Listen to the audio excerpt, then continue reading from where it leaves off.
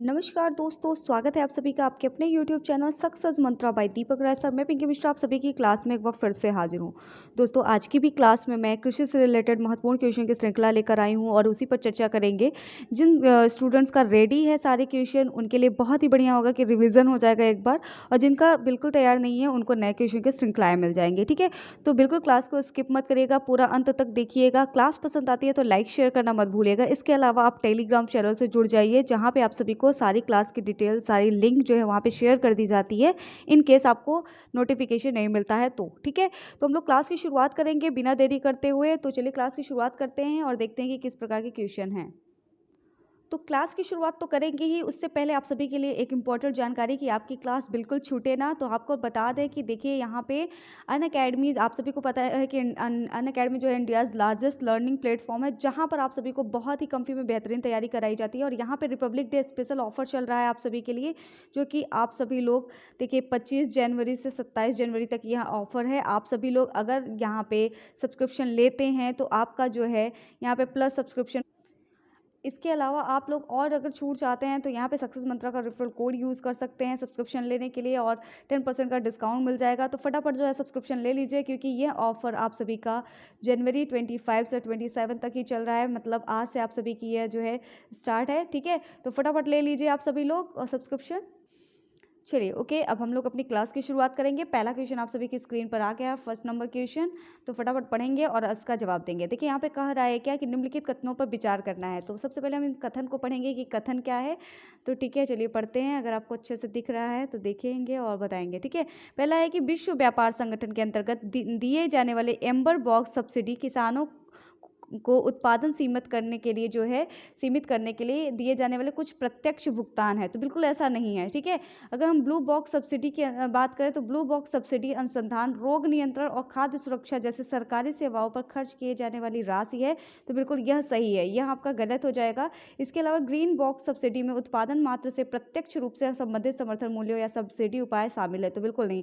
हम अगर बात करें एम्बर बॉक्स, तो जो एम्बर बॉक्स है यह ब्लू एंड ग्रीन जितनी ब्लू बॉक्स और ग्रीन बॉक्स की जितनी सब्सिडियां हैं, तमाम सब्सिडियां किसके अंतर्गत ही है, एम्बर बॉक्स के अंतर्गत ही आती हैं। जो कृषि उत्पाद एवं जो कृषि व्यापार है, इनको क्या करती है, विकृत करती है। ठीक है, और अगर हम बात करें ग्रीन बॉक्स के बारे में, तो ग्रीन बॉक्स क्या है, तो ब्लू बॉक्स के बारे में आपको पता है कि ब्लू बॉक्स सब्सिडी क्या है, अनुसंधान, रोग नियंत्रण और खाद्य सुरक्षा जैसे सरकारी सेवाओं पर खर्च किए जाने वाली राशि है। और ग्रीन बॉक्स की बात करें तो जो ग्रीन बॉक्स होती है, इसमें जो भी है, जो है पर्यावरण संरक्षण कार्यक्रम, स्थानीय विकास कार्यक्रम, आपदा, जितनी सारी ये आपदाएं आती आदि से जो है जो राहत के लिए जो है सरकार द्वारा प्रदान की गई आर्थिक सहायता प्रदान की जाती है। तो यह काम है, यह ग्रीन बॉक्स के अंतर्गत आता है और इसीलिए इसको कभी भी हटाया नहीं जाता है। ठीक है, चलिए, तो ये थी इंपॉर्टेंट जानकारी। तो हम लोगों ने क्या देखा कि यहाँ पे सही जवाब जो है इसमें बताना है। नीचे आपको एक लाइन दिया हुआ है कि उपरोक्त में से कौन सा सही कथन है। तो इसमें सही कथन कौन सा था आपका, कथन नंबर 2। तो इसलिए यहाँ पे क्या हो जाएगा, केवल 2 जो है कथन सही है, यानी ब्लू बॉक्स सब्सिडी अनुसंधान, रोग नियंत्रण और खाद्य सुरक्षा जैसे सरकारी सेवाओं पर खर्च किए जाने वाली राशि है। ठीक है, चलिए अगला देख लेते हैं फटाफट। अगला क्वेश्चन क्या है, क्वेश्चन नंबर सेकंड, बताएंगे आप लोग क्या है। क्वेश्चन नंबर सेकंड कह रहा है कि 2021 और 22 के बजट में प्रधानमंत्री ग्राम सड़क योजना है तो कितनी राशि आवंटित की गई है। ठीक है, तो ये 2021 और 22 का क्वेश्चन है, लेकिन अगर आपसे एग्जाम में पूछ लेता है तो आपको पता होना चाहिए। ठीक है, तो जो ये बजट है, प्रधानमंत्री ग्राम सड़क योजना है, तो कितनी राशि आवंटित की गई है आपको बताना है। तो 15,000 करोड़ रुपए की, कितनी, 15,000 करोड़ रुपए की। ठीक है, क्वेश्चन नंबर थर्ड देख लेते हैं फटाफट, इसी से रिलेटेड है। क्वेश्चन नंबर थर्ड क्या कह रहा है कि जो 2021-2022 के बजट में प्रधानमंत्री किसान सम्मान निधि योजना के लिए कितनी राशि आवंटित की गई है, करने की घोषणा की गई थी। तो यहाँ पे आपको बताना है कितनी राशि की बात चली थी। तो 65,000 करोड़ रुपए। ठीक है, 65,000 करोड़ रुपए। ठीक है, यहाँ पे ध्यान रखेंगे। अगली बात करते हैं अगले क्वेश्चन के, क्वेश्चन नंबर 4 देख लेते हैं फटाफट। देखिए यहाँ पे हम आप लोगों को फटाफट क्वेश्चन कराएंगे, और आप लोगों की तैयारी कितनी है हमें कमेंट बॉक्स में जरूर बताइएगा। इसमें से आपको कितने क्वेश्चन आ रहे थे यह भी बताइएगा। ठीक है, हाल ही में केंद्रीय कृषि मंत्रालय के नाम में परिवर्तन किया गया है। तो हाल ही ये पुराने क्वेश्चन है जो कि एग्जाम में आए हुए क्वेश्चन थे, तो इसलिए मैंने वहां से स्कैन किया है, इसलिए आपको दे दिया है। तो बताएंगे कि सीधे यहाँ को छोड़ेंगे, यहाँ से बताएंगे कि केंद्रीय कृषि मंत्रालय के नाम में परिवर्तन किया गया है। अब इस मंत्रालय को किस नाम से जाना जाता है, सीधे सीधे आपको यह बताना है। है, ठीक है। तो इसका जो नाम चेंज हुआ है, इसका नाम क्या हो गया है, तो इसका नाम हो गया है कि केंद्रीय कृषि व कृषक कल्याण मंत्रालय। इसका नाम बदल के क्या रख दिया गया है, केंद्रीय कृषि मंत्रालय का नाम केंद्रीय कृषि व कृषक कल्याण मंत्रालय, ठीक है। तो इसको करेक्शन कर लीजिएगा। क्वेश्चन नंबर 5 देखते हैं फटाफट। क्वेश्चन नंबर 5 क्या है, तो क्वेश्चन नंबर 5 है आप सभी के स्क्रीन पर कि पूर्वोत्तर क्षेत्र में जैव उत्पादों को बढ़ावा देने हेतु कौन सी योजना आरंभ की गई है। तो यहाँ पे बता दें कि कौन सी योजना आरंभ की गई है, तो जैव मूल्य श्रृंखला विकास योजना आरंभ की गई है पूर्वोत्तर क्षेत्र में जैव उत्पादों को बढ़ावा देने के लिए, ठीक है। तो जैव मूल्य श्रृंखला विकास योजना, इस बात का ध्यान रखेंगे, ठीक है। क्वेश्चन नंबर 6 देख लेते हैं फटाफट। आप इसे कह सकते हैं कि ये करंट का क्वेश्चन था, तो बिल्कुल करंट का क्वेश्चन समझ सकते हैं, ठीक है। चलिए अगला देखते हैं हम लोग। यहाँ पर देखेंगे ध्यानपूर्वक क्वेश्चन को। क्वेश्चन क्या कह रहा है यहाँ पे, क्वेश्चन नंबर 6 है, क्या कह रहा है कि भारत की जैव ईंधन की राष्ट्रीय नीति के अनुसार जैव ईंधन के उत्पादन के लिए निम्नलिखित में से किनका उपयोग कच्चे माल के रूप में हो सकता है। यहाँ जो नीचे दिए हुए हैं कोड, इसको पढ़ना है और बताना है कि भारत की जो जैव ईंधन की राष्ट्रीय नीति के अनुसार जैव ईंधन के उत्पादन के लिए निम्नलिखित में से किनका उपयोग जो है कच्चे माल के रूप में हो सकता है। तो हम अगर बात करें कसावा, तो बिल्कुल कसावा का हो सकता है। अगर हम बात करें क्षतिग्रस्त गेहूं के दाने, तो बिल्कुल इसका भी जो है कच्चे माल के रूप में प्रयोग हो सकता है, ठीक है। अच्छा, यहाँ पे नीचे वाले तो कूट पढ़ना आवश्यक है। नीचे दिए गए जो कूट का प्रयोग करके सही उत्तर का चयन करना है, ठीक है। तो किसका प्रयोग हो सकता है, कसावा का हो सकता है। क्षतिग्रस्त गेहूं के जो दाने होते हैं इनका प्रयोग किया जा सकता है, ठीक है। अगर हम बात करें मूंगफली के बीज, तो बिल्कुल नहीं, मूंगफली के बीज बिल्कुल नहीं। कुल्थी की बात करें तो बिल्कुल कुल्थी भी नहीं, हॉर्स ग्राम जिसको बोलते हैं, ठीक है। अगर हम सड़े आलू की बात करें तो बिल्कुल इसका भी हो सकता है। और हम बात करें चुकंदर की, तो इसका भी हो सकता है, ठीक है। तो यहाँ पे देखेंगे कि भारत की जैव ईंधन की राष्ट्रीय नीति के अनुसार जैव ईंधन के उत्पादन के लिए निम्नलिखित में से किसका उपयोग कच्चे माल के रूप में किया जा सकता है। तो कसावा, सड़ा आलू, क्षतिग्रस्त गेहूं के दाने और चुकंदर। तो 1 2 5 6 कहाँ पर है, 1 2 5 6, 1 2 5 6 कौन से ऑप्शन में है, बिल्कुल ऑप्शन ए में ही दिया हुआ है, ठीक है। तो 1 2 5 6 हो जाएगा यहाँ पे सही जवाब, ठीक है। चलिए अगला देखते हैं हम लोग फटाफट। अगला क्वेश्चन देख लेते हैं कि भारत में दालों के उत्पादन के संदर्भ में क्या है क्वेश्चन, अच्छे से देखेंगे। भारत में दालों के उत्पादन के संदर्भ में निम्नलिखित कथनों पर विचार कीजिए। कह रहा है कि उड़द की खेती खरीफ और रबी दोनों की फसलों में की जा सकती है। तो जो उड़द की खेती है वह खरीफ और रबी, आप लोगों को मैंने बताया था कि रबी फसलें कौन सी होती है, खरीफ फसलें कौन सी होती है, जायद और नकदी। सारे फसलों के बारे में आप अच्छे से पढ़ लीजिएगा, क्योंकि इससे बहुत सारे एमसीक्यूज बनते हैं। इनकी प्रजातियों के बारे में पूछता है, इनकी बुआई कब की जाती है, ये सारी चीज़ें आपसे पूछेगा। तो एकदम अच्छे से प्रिपरेशन कर लीजिएगा, ये बेसिक क्वेश्चंस है, ठीक है। उड़द की खेती की बात करें तो उड़द की खेती खरीफ और रबी दोनों की फसलों में की जा सकती है, बिल्कुल। अगर बात करें कुल दाल उत्पादन का लगभग आधा भाग केवल मूंग का होता है, तो बिल्कुल नहीं, है गलत हो जाएगा। पिछले 3 दशकों में जहां खरीफ दालों का उत्पादन बढ़ा है, वही रबी दालों का उत्पादन क्या हुआ है, घटा है। तो इसमें से केवल ऑप्शन ए ही सही हो जाएगा। तो यहाँ पे क्या हो जाएगा, केवल एक, यहाँ पे जो सही कथन है कौन सा हो जाएगा, केवल एक, ठीक है। चलिए अगला देखते हैं फटाफट। अगला क्वेश्चन क्या कह रहा है कि यह फसल उपोष्ण प्रकृति की है, यह फसल उपोष्ण प्रकृति की है, उसके लिए कठोर पाला हानिकारक है, ठीक है। जो कठोर पाला है उसके लिए हानिकारक है। विकास के लिए उसे कम से कम 210 पाला रहित दिवसों और 50 से 100 सेंटीमीटर वर्षा की आवश्यकता पड़ती है, ठीक है। यहाँ पे चीज़ों को ध्यान रखिएगा, यहाँ से बहुत सारे क्वेश्चन बन सकती है। सीधे पूछ सकता है जो ऑप्शन में है कि 50 से 100 सेंटीमीटर वर्षा की आवश्यकता किस खेती के लिए पड़ती है, आवश्यक होती है, ठीक है। या फिर उसका नाम दे देगा और पूछेगा कि कितने सेंटीमीटर वर्षा की आवश्यकता पड़ती है, ठीक है। तो यहाँ पे ध्यान रखेंगे। तो हल्की सुअपवाहित मृदा जिसमें नमी धारण करने की क्षमता है, उसकी खेती के लिए आदर्श रूप से अनुकूल है। यह फसल निम्नलिखित में से कौन सी है। देखो इतना लंबा चौड़ा बात किया है, और बात क्या किसकी हो रही है, कपास की खेती। तो कपास की खेती के लिए जो है कितने सेंटीमीटर वर्षा की आवश्यकता पड़ती है, 50 से 100 सेंटीमीटर वर्षा की आवश्यकता पड़ती है। कम से कम 210 पाला रहित दिवसों और 50 से 100 सेंटीमीटर वर्षा की आवश्यकता पड़ती है। तो इन सब छोटी छोटी बातों को एकदम अच्छे से ध्यान रखेंगे। तो वो कौन सी फसल हो जाएगी, कपास की खेती, ठीक है। तो कपास की खेती जो है कौन से उसमें आती है, किस खेती में आती है, तो ये नकदी फसल के अंतर्गत आती है, ठीक है। कौन सी फसल के अंतर्गत आती है, नकदी फसल के अंतर्गत, ठीक है। चलिए अगला देख लेते हैं क्वेश्चन नंबर 9, फटाफट बताएंगे। क्वेश्चन नंबर 9 में क्या कह रहा है कि निम्नलिखित कथनों में से कोई एक जो है सही सुमेलित नहीं है, उस पर विचार करिए। तो चलिए हम बताते हैं कि कौन सा सही सुमेलित नहीं है। अगर हम बात करें फूलों की खेती, तो फूलों की खेती को फ्लोरिकल्चर कहते हैं, तो जो बिल्कुल सही है, ठीक है। अगर हम बात करें फसलों की खेती को क्या कहते हैं, तो एग्रोनॉमी कहते हैं। अगर हम सब्जियों की खेती की बात करें तो हॉर्टिकल्चर नहीं कहते हैं। हॉर्टिकल्चर किसके अंतर्गत आता है, बागवानी जो होती है वो हॉर्टिकल्चर कहलाती है। तो बागवानी जो है हॉर्टिकल्चर के अंतर्गत की जाती है। सब्जियों की खेती किसके अंतर्गत की जाती है, ओलेरीकल्चर के अंतर्गत। तो यही आपका जो है इनकरेक्ट सुमेलित था, सही कर लीजिएगा। सब्जियों की खेती ओलेरीकल्चर के अंतर्गत, हार्टिकल्चर जो है बागवानी, ठीक है।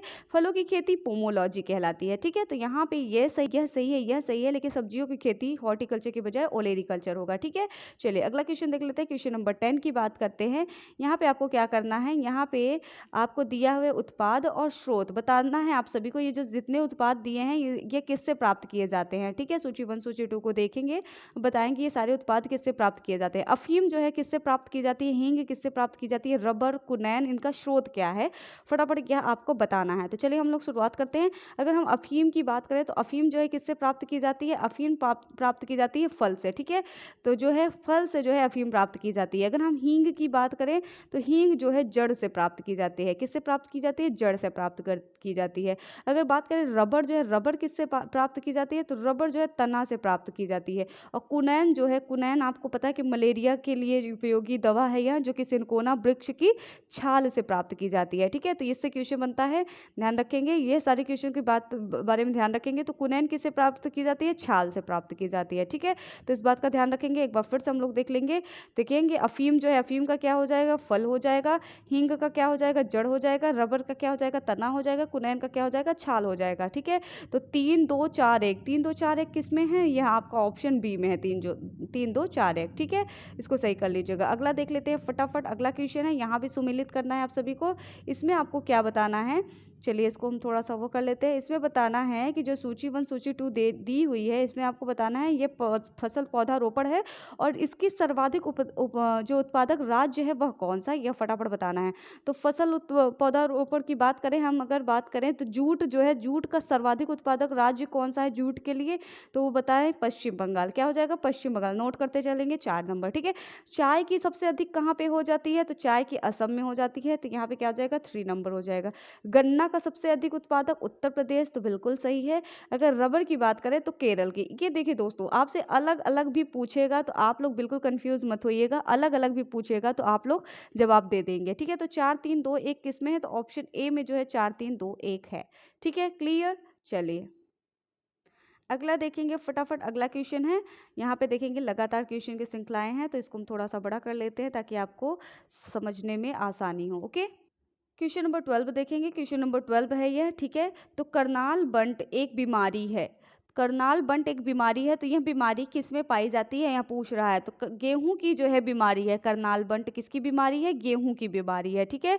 अगर हम बात करें कि राज 3077, ठीक है, राज 3077 एक प्रजाति है किसकी, तो प्रजाति से रिलेटेड जितनी चीज़ें हैं थोड़ा सा याद रख लीजिएगा, ठीक है। इसको याद करना पड़ेगा आपको। तो राज 377 एक प्रजाति है, किसकी प्रजाति, यह भी जो है गेहूं की प्रजाति। क्वेश्चन नंबर 13 थी, ध्यान रखेंगे। निम्नलिखित राज्यों में से किसमें जो है धान की उत्पादकता सर्वाधिक है, यह आपको बताना है कि धान की जो उत्पादकता है सबसे अधिक कहाँ पे होती है, यह आपको बताना है। तो पंजाब में होती है। कहाँ होती है धान की उत्पादकता सबसे अधिक, पंजाब में होती है। क्वेश्चन नंबर 14 था, ध्यान रखेंगे, ठीक है। अगली बात करें क्वेश्चन नंबर 16 की, फटाफट देख लेंगे। क्वेश्चन नंबर 16 क्या है कि मही सुगंधा किस फसल की प्रजाति है, जो मही सुगंधा है वह किस फसल की प्रजाति है, तो यह जो है धान की, किसकी, धान की जो है प्रजाति है। और धान की उत्पादकता सर्वाधिक कहाँ पर होती है, तो पंजाब में होती है, इस बात का ध्यान रखेंगे। अगर हम बात करें कि जो है वर्ष भर बोई जाने वाली फसल का नाम बताना है आपको, क्या बताना है, वर्ष भर जो है बोई जाने वाली फसल कौन सी है जो कि वर्ष भर बोई जाती है, तो वह मक्का है। कौन सी फसल है, मक्का की फसल जो है वर्ष भर बोई जाती है, ठीक है। पीताम्बरी एक प्रजाति है, तो पीताम्बरी जो है किसकी प्रजाति है, तो पीताम्बरी जो है सरसों की प्रजाति है, ठीक है। मही सुगंधा किसकी प्रजाति है, धान की प्रजाति है, ठीक है। राज 3077 किसकी है, गेहूं की प्रजाति है। चना की प्रजाति क्या हो जाएगी, तो पूसा पूसा 226 या फिर राधे, यह सब किसकी प्रजाति हो जाएंगी? चना की। तो पीताम्बरी किसकी प्रजाति है? वह सरसों की प्रजाति है। ठीक है, अगली बात करते हैं। अगला क्वेश्चन है कि भारत के किस राज्य में गन्ने की खेती किसके अंतर्गत जो है सबसे अधिक होती है? तो आपको पता है कि जो यूपी में जो है गन्ने की सर्वाधिक खेती होती है। ठीक है, तो यूपी में कौन कौन सी खेती सर्वाधिक फेमस है? तो आलू, जो कि विश्व भर में अगर बात की जाए तो आलू की खेती सबसे अधिक कहाँ पे होती है? उत्तर प्रदेश में की जाती है। ठीक है, और उसी तरीके से गन्ने की खेती के अंतर्गत सबसे अधिक भूमि है तो वह उत्तर प्रदेश की। यहाँ भूमि की बात कर रहा है तो यहाँ पे क्या आ जाएगा? उत्तर प्रदेश। क्लियर? आगे बढ़ने से पहले आप सभी के लिए इंपॉर्टेंट जानकारी कि आप सभी को पता है कि अनअकैडमी जो है इंडियाज़ लार्जेस्ट लर्निंग प्लेटफॉर्म है, जहां पे बहुत ही कम फी में बहुत ही बेहतरीन तैयारी कराई जाती है। और अगर आप लोगों ने अभी तक सब्सक्रिप्शन नहीं लिया है तो सब्सक्रिप्शन ले लीजिए। सब्सक्राइब करने के लिए जो है चैनल को सक्सेस मंत्रा का रेफरल कोड यूज़ करना पड़ेगा। अगर आप चाहते हैं तो तुरंत जो है ये सब्सक्रिप्शन ले लीजिए। यहाँ पे हम अगर बात करें तो यहाँ पे रिकॉर्डेड क्लासेस के साथ जो है लाइव क्लासेस आप तो ले सकते हैं, कभी भी किसी भी वक्त कहीं भी रहिए, कोई भी सेशन आप अटेंड कर सकते हैं। और यहाँ पे जो है डाउट से जो मल्टीपल जो लाइव डाउट क्लियरिंग सेशंस होते हैं वह भी होता है। एमसीक्यूज जो है अच्छे अच्छे एमसीक्यूज कराए जाते हैं। अनलिमिटेड क्विजेज होते हैं। यहाँ पे स्टडी मटेरियल प्रोवाइड की जाती है, लाइक पीडीएफ, टेस्ट सीरीज, यह सारी चीज़ें मिलती है। सबसे इंपॉर्टेंट जो कि ये देखिए अभी अभी आपने आपको बताया कि रिपब्लिक डे स्पेशल ऑफर चल रहा है जो कि जनवरी 25 से 27 तक है।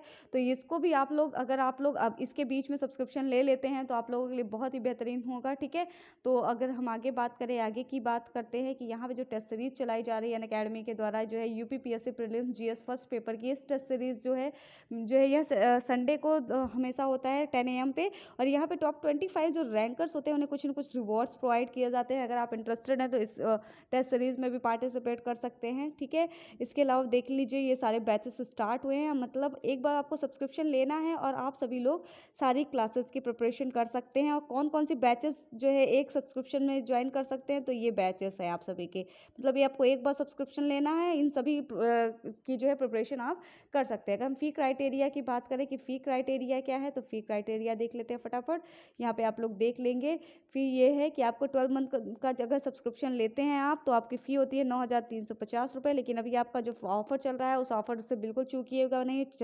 25 जनवरी 27 जनवरी तक जो है रिपब्लिक डे का ऑफर चल रहा है। ठीक है, अगर आप चाहते हैं कि थोड़ी फ़ी और कम हो जाए तो यहाँ पे 10% डिस्काउंट के लिए आपको सक्सेस मंत्रा का रेफरल कोड यूज़ करना पड़ेगा और आपकी फ़ी हो जाएगी 8,415 रुपये। और इसी फ़ी में आप सभी लोग सारी तैयारियां कर सकते हैं। तो ये इंपॉर्टेंट जानकारी थी। चलिए वापस से क्वेश्चन पर आते हैं। इसकी सारी डिटेल वीडियो के डिस्क्रिप्शन बॉक्स में दिया हुआ है। ओके, चलिए अगले क्वेश्चन पर आते हैं फटाफट। अगला क्वेश्चन देखते हैं। क्वेश्चन नंबर 19 है आप सभी की स्क्रीन पर। क्वेश्चन नंबर 19 क्या कह रहा है? यहाँ पे कह रहा है कि निम्नलिखित में से कौन सा एक सही सुमेलित नहीं है? इसमें से कोई एक है जो कि सही सुमेलित नहीं है। तो फसल दिया हुआ है और उसकी बीमारी के नाम बताना है। ठीक है, तो यहाँ पे क्या पूछा है कि फसल और बीमारी। तो अगर हम धान की बात करें तो धान में जो है बीमारी हरित बाल नहीं पाई जाती है। हरित बाल किसकी बीमारी है, किससे संबंधित है? बाजरा से। ठीक है, अगर हम बात करें कि धान में कौन सी बीमारियां होती हैं तो सिथ ब्लाइट और भूरा धब्बा आदि जो बीमारियां होती है किससे संबंधित है? यह धान की बीमारी से संबंधित है। धान में जो रोग लगता है उसे क्या बोलते हैं?